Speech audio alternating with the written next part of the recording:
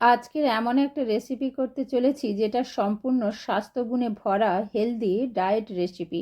আজকাল আমরা সবাই কম বেশি স্বাস্থ্য সচেতন, তাই ভাজা পোড়া খাওয়াকে এড়িয়ে চলি, কিন্তু খেতে আমাদের মন চায়। আর ট্রাস্ট মি, এটা খাবার পর শুধু একবার নয়, বারে বারে খেতে মন করবে। তাহলে দেখতে থাকো। প্রথমে গাজর, বাঁধাকপি, পেঁয়াজ, টমেটো, কাঁচা লঙ্কা, ধনেপাতা, আদা, রসুন ফাইন চপ করে নিয়ে পালং শাক আর মটরশুঁটি 1 মিনিটের মতো বয়েল করে মিক্সিতে বেটে নেব।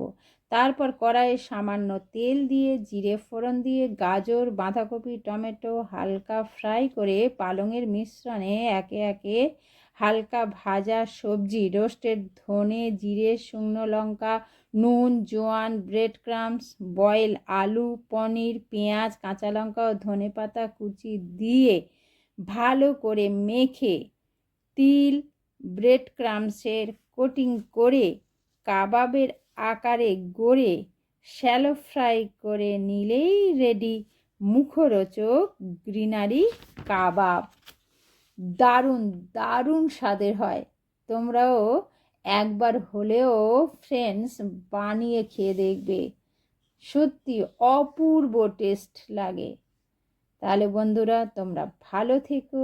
আজকের এই পর্যন্ত। Tata, bye bye.